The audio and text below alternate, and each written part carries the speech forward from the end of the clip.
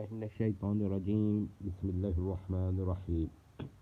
एक मरतबा फिर जहमी साहब का एक शातिराना बयान सामने आया है और वो मैं फिर उसका जवाब दे रहा हूँ।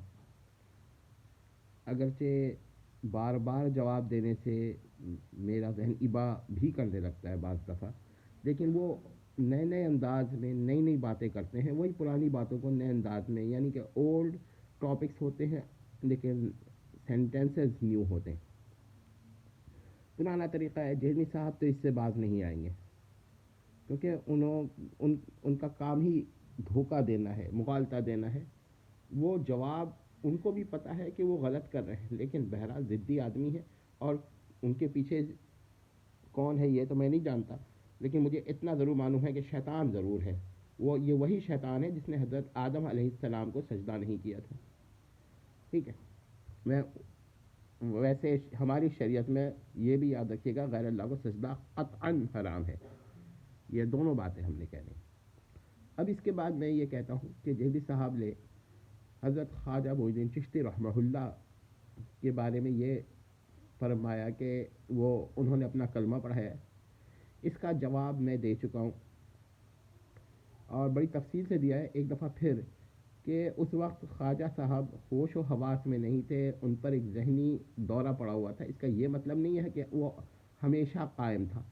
सूफिया पे बाद दफ़ा ऐसा दौरा पड़ जाता है। अब अगर आप इस्लामी तारीख़ देखिए तो इस तरह के 1, 2 या 3 वाक़यात हैं। रसूलुल्लाह सल्लल्लाहु अलैहि वसल्लम का इंतकाल, जहनी साहब तो पसंद करेंगे ना ये लफ्ज़ इंतकाल, बल्कि वो कहेंगे वफ़ात का लफ्ज़ कहें।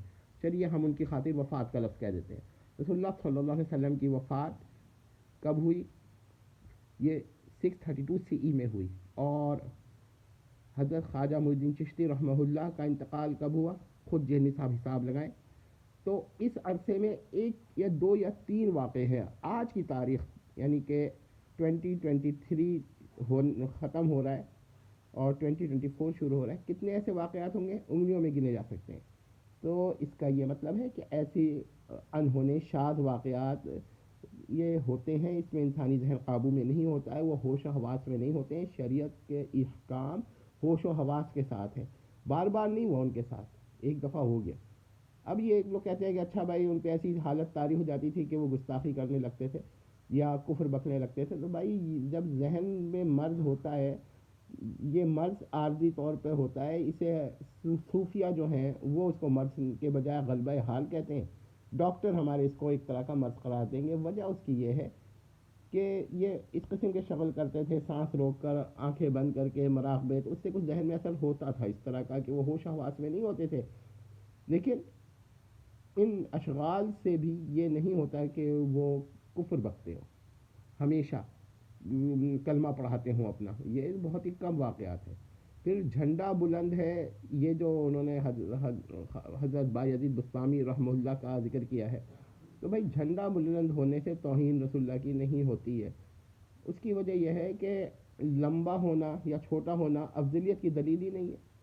वो तो इस तरह की बात है कि जैसे आज के दौर में बड़े बड़े मकानात बनते हैं, काबतुल्लाह छोटा है तो उनके मुकाबले में उसकी हाइट कम है, तो क्या ये तौहीन हो गई? इस तरह की बातें हैं। लेकिन बहरहाल जहनी साहब नहीं मानते। चलें, एक अब मौलाना अशरफ थानी साहब के बारे में उनका है कि उन्होंने अपना कलमा पढ़ाया। बड़ी तफसील से मैंने बता दिया उन्होंने अपना कलमा नहीं पढ़ाया। लेकिन मान लीजिए कि जहनी साहब की बात ठीक है, उन्होंने अपना कलमा पढ़ाया, तो मेरे 2 सवाल हैं कि जागते में पढ़ाया, हाँ या नहीं? सोते में पढ़ाया, हाँ या नहीं? अगर जागते में बेदारी की हालत में पढ़ाया तो साबित करें, और अगर सोते में पढ़ाया, ख्वाब की हालत में पढ़ाया, तो उस पर क्या फतवा है, ये बयान करें। ठीक है।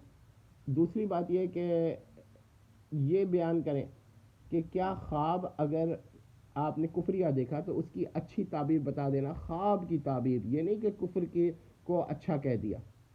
अच्छा, अब आप कहेंगे भाई ये तो शैतानी ख्वाब था, क्या दलील है जी शैतानी ख्वाब था इसलिए ख्वाब में कुफर बोला गया? मगर मैं ये कहता हूँ कि कुफर हो के लिए शर्त है जागना, होश में होना। जो जुमले ख्वाब में इस तरह के देखे जाते हैं, जो बातें ख्वाब में इस तरह की सुनी जाती हैं, वो उस पर हकीकतन कलाम का इतलाक़ ही नहीं होता।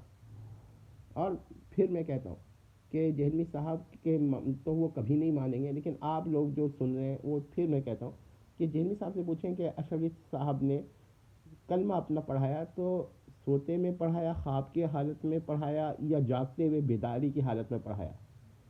بیداری کی حالت میں تو نہیں پڑھایا، کیونکہ جس میں وہ خواب دیکھ رہا تھا اس وقت تو مولانا تھانوی صاحب کو پتہ ہی نہیں تھا کہ وہ اس نے خواب دیکھا ہے.